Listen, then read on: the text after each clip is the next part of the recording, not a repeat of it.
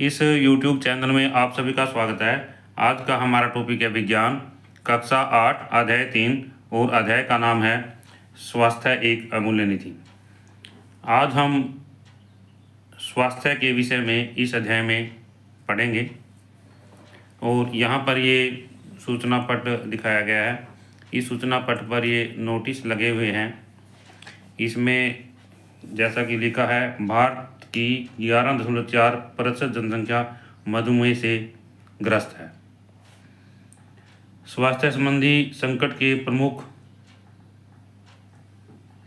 कारकों में से एक कारक वायु प्रदूषण है। भारत में 10 करोड़ से अधिक लोग मधुमेह से ग्रस्त हैं। मानसून के आने पर मलेरिया और डेंगू ज्वर के मामलों में वृद्धि होती है। इस तरह से विभिन्न प्रकार के रोगों के विषय में, यहाँ पर वायु प्रदूषण के विषय में और बच्चों में स्क्रीन टाइम बढ़ने से संबंधित जो है इस पर नोटिस लगे हुए हैं। इस अध्याय में है, आपका शरीर सामान्य सर्दी जुकाम जैसे संक्रमण के प्रति कैसे अनुक्रिया करता है। संक्रमण इस चीज़ का है, सर्दी जुकाम जैसा संक्रमण। वर्तमान में हम चेचक या पोलियो जैसे रोग कम ही देखते हैं, परंतु मधुमेह और हृदय संबंधी रोग अधिक सामान्य हो गए हैं। इसमें क्या है भी, जो मधुमेह रोग है और हृदय रोग है ये सामान्य रोग हो गए हैं, परंतु चेचक और पोलियो जैसे रोग जो है लगभग खत्म हो गए हैं। क्या जलवायु परिवर्तन नए प्रकार के रोगों की उत्पत्ति का कारण बन सकता है। तो इसमें एक प्रश्न आता है कि क्या जलवायु परिवर्तन जो है विभिन्न प्रकार के रोगों की उत्पत्ति का कारण बन सकता है। तनाव या चिंता जैसे संवेग हमें किस प्रकार प्रभावित करते हैं। रोग के प्रकोप के समय कुछ वर्गों के लोग दूसरे वर्गों की तुलना में अधिक प्रभावित क्यों होते हैं आदि। इस तरह से इसमें यहाँ पर ये प्रश्न दिए गए हैं। ये प्रश्न जो है जिज्ञासा उत्पन्न करने के लिए दिए गए हैं प्यारे बच्चों, और हमने ये प्रश्न साझा करने हैं अपने प्रश्न और इनका उत्तर ढूंढने की कोशिश करनी है। आगे है 3.1, स्वास्थ्य क्या रोग का नहीं होना ही मात्र स्वास्थ्य है। इसमें स्वास्थ्य शब्द है, स्वास्थ्य क्या चीज़ है। मान लीजिए कोई व्यक्ति है, उसको रोग नहीं है, क्या उसको रोग न होना ही स्वास्थ्य है। इसमें है, सूचना पट पर लगी समाचार पत्र की कतरनें हमारे देश में लोगों के स्वास्थ्य के संबंध में आपको क्या बताती हैं। जैसा कि अभी हमने सूचना पट पर ये समाचार पत्र है, इनकी कतरनें लगी हैं, वो हमारे देश में स्वास्थ्य के संबंध में आपको क्या बताती हैं। इससे आप क्या अंदाज़ा लगा सकते हैं कि हमारे देश में कितने लोग स्वस्थ हैं और कितने जो है विभिन्न बीमारियों से ग्रस्त हैं। क्या स्वस्थ रहने का अर्थ केवल रोग का नहीं होना है। स्वास्थ्य में शारीरिक रोग से अच्छा अनुभव करना, सकारात्मक बने रहना और पारस्परिक संबंधों को दृढ़ बनाए रखना भी सम्मिलित है। इसमें स्वास्थ्य के अंदर क्या है, शारीरिक रूप से अच्छा अनुभव करना, सकारात्मक बने रहना और पारस्परिक संबंधों को दृढ़ बनाए रखना भी सम्मिलित है। एक स्वस्थ व्यक्ति अपने शरीर की देखभाल करता है, मानसिक दृष्टिकोण को सकारात्मक बनाए रखता है और सामाजिक जीवन का आनंद लेता है।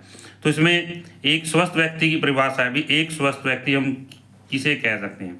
कोई भी व्यक्ति है, हम उसे स्वस्थ कह सकते हैं या नहीं कह सकते हैं, वो स्वस्थ है या नहीं है। कोई भी व्यक्ति है, उसका रोग से मुक्त होना ही केवल स्वास्थ्य नहीं है। यहाँ पर यह दर्शाता है कि एक स्वस्थ व्यक्ति अपने शरीर की देखभाल करता है, मानसिक दृष्टिकोण को सकारात्मक बनाए रखता है और सामाजिक जीवन का आनंद लेता है। आइए अब हम खोजते हैं कि वास्तव में स्वस्थ होने का अर्थ क्या होता है। क्रियाकलाप 3.1, आइए पढ़ें। 8वीं कक्षा के एक विद्यार्थी ने दूसरे शहर के एक नए विद्यालय में प्रवेश लिया। नए प्रवेश में कोई मित्र न होने और माता पिता के व्यस्त होने के कारण वह एकाकीपन का अनुभव करता था। एकाकीपन का अर्थ है अकेलापन। एकाकीपन दूर करने के लिए वह अपना अधिक समय मोबाइल फ़ोन और सोशल मीडिया पर व्यतीत करने लगा। तो उसने क्या किया भाई, माता पिता उसके व्यस्त थे और उसका कोई भी फ्रेंड नहीं था, तो इसलिए उसने अपना अधिक समय जो है स्क्रीन पर जो है व्यतीत करना शुरू कर दिया। परंतु इससे उसका एकाकीपन और अधिक बढ़ गया। उसने मित्र बनाने का प्रयास करना बंद कर दिया। उसे सिर दर्द होने लगा, वजन कम हो गया और वह पर्याप्त नींद नहीं दे पाता था। तो इसमें यहाँ पर स्क्रीन पर समय बढ़ने के दुष्परिणाम दिखाए गए हैं। प्यारे बच्चों, यहाँ पर क्या है, जैसे मोबाइल ज़्यादा चलाते हैं, सोशल मीडिया पर अपना समय ज़्यादा व्यतीत करते हैं, तो उसके क्या नुकसान है? उसके क्या नुकसान है? हमारे अंदर जो है एकाकीपन आ जाता है, हम अकेला रहना शुरू कर देते हैं, पहला पॉइंट है। तो शारीरिक रूप से क्या है, उसे सिर दर्द होने लगा, वजन कम हो गया और वह पर्याप्त नींद नहीं ले पाता था। तो यहाँ पर ये प्रश्न बन जाता है कि स्क्रीन पर ज़्यादा समय व्यतीत करने के क्या नुकसान हैं, क्या हानियाँ हैं। इससे आगे चिकित्सक ने उसे screen time, mobile, computer, TV इत्यादि के स्क्रीन को देखते हुए व्यतीत किया समय कम करने का एवं परामर्शदाता से मिलने की सलाह दी। तो क्या था, जैसा ही जो ये विद्यार्थी है बीमार हुआ तो उसे चिकित्सक के पास ले जाया गया और चिकित्सक ने क्या कहा, उसको स्क्रीन टाइम कम करने की सलाह दी। स्क्रीन टाइम क्या होता है? मोबाइल, कंप्यूटर, टीवी इत्यादि को स्क्रीन पर देखते हुए समय व्यतीत करना। आगे इसमें है, विद्यालय के परामर्श से विद्यार्थी को सहायता उपलब्ध कराई। विद्यालय के परामर्शदाता होता है जो सलाह देता है, सलाहकार, कंसल्टेंट भी कहते हैं इसको। विद्यालय के परामर्शदाता ने विद्यार्थी को सहायता उपलब्ध कराई जिससे कि वह मित्र बना सके और अपने स्वास्थ्य में सुधार कर सके। इससे आगे है, सोचें और विचार करें। क्या है भी? सोचें और विचार करें। विद्यार्थी की स्वास्थ्य समस्याओं का कारण क्या था? सबसे पहले क्या है भी, जो विद्यार्थी है उसको सिर दर्द होने लगा था, यहाँ पर दिखाया गया है, वजन कम हो गया था और वो पर्याप्त नींद नहीं ले पाता था। तो यहाँ पर कहता है भी उसकी स्वास्थ्य समस्याओं का क्या कारण था, स्वास्थ्य समस्याओं का क्या कारण था। तो इसमें यहाँ पर है,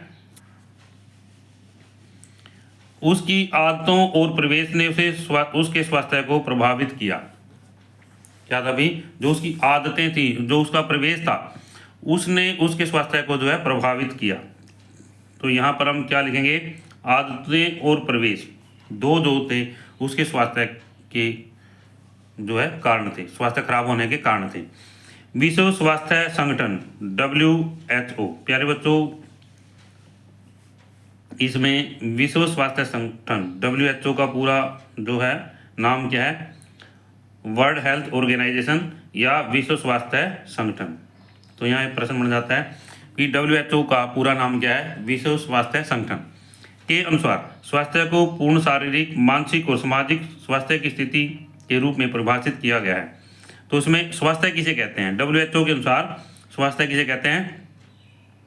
पूर्ण शारीरिक, मानसिक और सामाजिक स्वास्थ्य की स्थिति को स्वास्थ्य कहते हैं, न कि मात्र रोगों की अनुपस्थिति के रूप में। एक स्वस्थ व्यक्ति सामान्यतः विभिन्न कार्यों को कुशलता से कर सकता है एवं भिन्न भिन्न कठिन परिस्थितियों का भली भांति सामना कर सकता है। तो इसमें एक स्वस्थ व्यक्ति है, उसमें क्या गुण होने चाहिए? प्रश्न है, एक स्वस्थ व्यक्ति में क्या गुण होने चाहिए, क्या योग्यता होनी चाहिए उसकी? सबसे पहले है नंबर 1, एक स्वस्थ व्यक्ति सामान्यतः विभिन्न कार्यों को अधिक कुशलता से कर सकता है। नंबर 2, भिन्न भिन्न तथा कठिन परिस्थितियों का भली भांति सामना कर सकता है। नंबर 3, एक स्वस्थ व्यक्ति अपने साथियों और समाज के अन्य सदस्यों के साथ भली प्रकार से सामंजस्य बना सकता है। तो तीसरा पॉइंट ये हम यहाँ पर है। आइए स्वास्थ्य के विषय में और अधिक समझें। इससे आगे है, हमारी वैज्ञानिक परंपरा। राष्ट्रीय आयुष मिशन, यहाँ पे दिखाया गया है, लोगो है इसका, राष्ट्रीय आयुष मिशन। आयुर्वेद हमें सिखाता है शरीर, मन और परिवेश का संतुलन ही सच्चा स्वास्थ्य है। क्या है भी? सच्चा स्वास्थ्य है क्या है? शरीर, मन और परिवेश, परिवेश मैंने इर्द गिर्द आसपास का संतुलन, वो क्या चीज़ है? सच्चा स्वास्थ्य है। दिनचर्या और ऋतुचर्या का अनुपालन इस संतुलन को बनाए रखने में सहायता करता है। अपनी प्राकृतिक के अनुकूल ताज़ा एवं पौष्टिक भोजन ग्रहण करना आवश्यक है। तो स्वस्थ रहने के लिए हमें क्या करना चाहिए? आयुर्वेद हमें क्या सिखाता है? स्वस्थ रहने के लिए ताज़ा एवं पौष्टिक भोजन ग्रहण करना चाहिए। नंबर 1, नियमित व्यायाम, स्वस्थता, आरामदायक नींद और शांत मन समग्र स्वास्थ्य प्राप्त करने में सहायक होते हैं। नंबर 2, योग, ध्यान और सचेतनता जैसे अभ्यासों के माध्यम से ही प्राप्त किया जा सकता है। तो स्वास्थ्य को हम योग के द्वारा, ध्यान के द्वारा और सचेतनता के द्वारा, जो अभ्यास है, जैसा अभ्यास है उसके द्वारा ही प्राप्त कर सकते हैं। इस प्रकार यहाँ पर जो है सच्चा स्वास्थ्य प्राप्त करने के जो है साधन या तरीके जो बताए गए हैं भी, ताज़ा एवं पौष्टिक भोजन ग्रहण करना, नियमित व्यायाम करना, स्वस्थता, आरामदायक नींद और शांत मन होना चाहिए, योग, ध्यान और सचेतनता जैसे अभ्यास के माध्यम से जो हम सच्चे स्वास्थ्य को प्राप्त कर सकते हैं। इससे आगे है यहाँ पर, हम स्वस्थ कैसे रह सकते हैं? हम स्वस्थ कैसे रह सकते हैं? सबसे पहले इसमें यहाँ पर दिखाया गया है, चित्र दिखाया गया है, संतुलित आहार लें। संतुलित आहार लें। तो प्यारे बच्चों, संतुलित आहार क्या होता है? ऐसा आहार जिसमें सभी पौष्टिक तत्व पाए जाते हैं। संतुलित आहार कैसा होता है? ऐसा आहार जिसमें सभी पौष्टिक तत्व पाए जाते हैं। पौष्टिक तत्व क्या होते हैं? जैसे कार्बोहाइड्रेट है, विटामिन है, प्रोटीन है, खनिज लवण, पानी आदि। तो ये सभी पौष्टिक तत्व में आते हैं। जो हमारा आहार है, हम आहार लेते हैं, उसमें प्रोटीन होनी चाहिए, वसा होनी चाहिए, कार्बोहाइड्रेट होना चाहिए, विटामिन होना चाहिए, ये सभी पोषक तत्व होने चाहिए। ऐसे आहार को, रुक्षांश भी होना चाहिए साथ में इसको, ऐसे आहार को संतुलित आहार कहते हैं। हम इन सभी टॉपिकों के विषय में प्यारे बच्चों, रुक्षांश के विषय में और कार्बोहाइड्रेट, प्रोटीन, वसा के बारे में बाद में पढ़ेंगे। तो इसमें आगे है, स्वस्थ रहने के लिए पौष्टिक भोजन करना चाहिए। स्वस्थ रहने के लिए पौष्टिक भोजन करना चाहिए, स्वस्थता बनाए रखना चाहिए, स्वच्छ स्थान पर रहना चाहिए, नियमित व्यायाम करना चाहिए, पर्याप्त नींद लेना चाहिए, परिवार एवं मित्रों के साथ समय व्यतीत करना और सकारात्मक दृष्टिकोण बनाए रखना आवश्यक है। तो हमने स्वस्थ रहने के लिए क्या क्या करना चाहिए? यहाँ पर पौष्टिक भोजन करना चाहिए, नंबर 1, स्वस्थता बनाए रखना चाहिए, नंबर 2, स्वच्छ स्थान पर रहना चाहिए, नंबर 3, नियमित व्यायाम करना चाहिए, नंबर 4, नंबर 5, पर्याप्त नींद लेनी चाहिए, नंबर 6 है परिवार एवं मित्रों के साथ में समय व्यतीत करना और सकारात्मक दृष्टिकोण बनाए रखना आवश्यक है। हमें स्वयं को स्वस्थ रखने के लिए क्या करना चाहिए और क्या नहीं करना चाहिए? इससे आगे है क्रियाकलाप 3.2, आइए सूची बनाएं। इसमें यहाँ पर शारीरिक रूप से सक्रिय रहें। तो अभी हमने एक तो संतुलित आहार के विषय में पढ़ा था, दूसरा है शारीरिक रूप से सक्रिय। सक्रिय का मतलब क्या है? हमें नियमित व्यायाम करना चाहिए। इसमें यहाँ पर चित्र दिखाया गया है, धूम्रपान, मद्यपान और मादक पदार्थों को ना कहें। धूम्रपान, मद्यपान और मादक पदार्थों का उपयोग नहीं करना चाहिए। तनाव प्रबंधन करना चाहिए, योग करना चाहिए, मेडिटेशन करने की चाहिए और क्या है, पर्याप्त नींद जो है लेनी चाहिए। इस तरह से इन चित्रों के माध्यम से हमें ये पॉइंट दिखाएंगे, संतुलित आहार लें, शारीरिक रूप से सक्रिय रहें और धूम्रपान, मद्य और मादक पदार्थों को ना कहें, तनाव प्रबंधन करें और क्या है, पर्याप्त नींद लें। तो इसमें स्वस्थ कैसे रहें, ये सभी जो है चित्रों के माध्यम से यहाँ पर दिखाया गया है। क्रियाकलाप 3.2, आइए सूची बनाएं। कुछ अच्छी आदतों की सूची बनाइए जिनका अनुपालन करने के लिए प्राय आपके माता पिता, शिक्षक अथवा वरिष्ठ जन आपको प्रेरित करते हैं। इसमें क्या कहा गया है अभी कि आइए कुछ अच्छी आदतों की सूची बनाइए और जिनका अनुपालन करने के लिए आपके माता पिता जो है और शिक्षक जो है और वरिष्ठ जन आपको प्रेरित करते हैं। इनमें से कितनी आदतें पहले से ही आपकी दिनचर्या का भाग हैं? आप किन आदतों का अनुपालन करना आरंभ करना चाहेंगे? नीचे दी गई सूची में जोड़िए। जैसे व्यक्तिगत स्वच्छता बनाए रखना, स्वस्थ और संतुलित आहार लीजिए, नियमित रूप से व्यायाम कीजिए, प्रतिदिन विश्राम और ध्यान के लिए समय निकालिए। तो इसमें यहाँ पर जो है स्वस्थ रहने के तरीके या सूची बनाई गई है। कि हम इनका पालन करना चाहिए। इन नियमों को जो है, स्वस्थ रहने के नियम जो हैं, इन नियमों का हमने पालन करना चाहिए। आप इनमें से कितने नियमों का पालन करते हैं प्यारे बच्चों?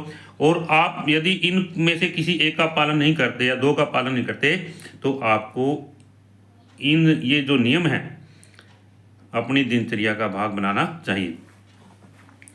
अब उन आदतों के विषय में विचार कीजिए जो आपके स्वास्थ्य के लिए अच्छी नहीं है। नीचे दी गई सूची में और भी आदतें हो तो जोड़िए। मोबाइल फ़ोन अथवा अन्य डिजिटल स्क्रीन पर बहुत अधिक समय व्यतीत करना, प्रतिदिन फास्ट फूड और अन्य अस्वास्थ्यप्रद भोजन या जंक फूड का सेवन करना। तो सबसे पहले है स्क्रीन पर बहुत अधिक समय व्यतीत करना, जंक फूड का सेवन करना, जो है देर से सोना और पर्याप्त नींद न लेना, और भोजन विशेषकर सुबह का अल्प आहार न करना।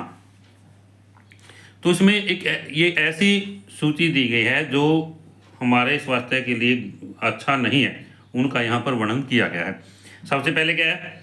स्क्रीन पर बहुत अधिक समय व्यतीत करना, जंक फूड का सेवन करना, देर से सोना, पर्याप्त नींद न लेना और सुबह का अल्पाहार या कलेवा न करना।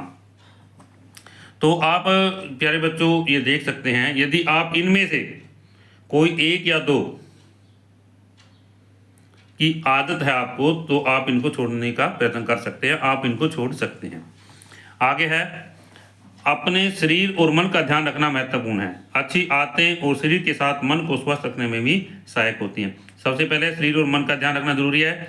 अच्छी आदतें के साथ साथ मन को स्वस्थ रखने में भी जो है सहायक होती हैं, शरीर के साथ साथ में। आगे है अपने निष्कर्षों पर मित्रों एवं शिक्षक के साथ चर्चा कीजिए। जो आपने यहाँ पर निष्कर्ष निकाले हैं, आप इन निष्कर्षों को मित्रों के साथ में और शिक्षकों के साथ में चर्चा कीजिए।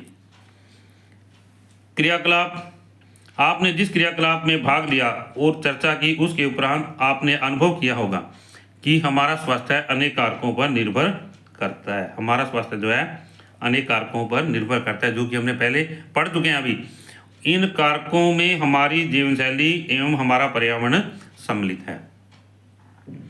इस वीडियो में प्यारे बच्चों हम आज इतना ही अध्ययन करेंगे और इससे आगे जो है अगली वीडियो में पढ़ेंगे। आशा करता हूँ कि इस वीडियो के माध्यम से ये टॉपिक आपको समझ आए होंगे, और यदि ये वीडियो आपको अच्छी लगे तो आप इसे लाइक करें, शेयर करें, कमेंट करें, और यदि आप इस चैनल पर नए हैं तो आप इस चैनल को सब्सक्राइब करें ताकि से अगली वीडियो आपको मिलती रहे।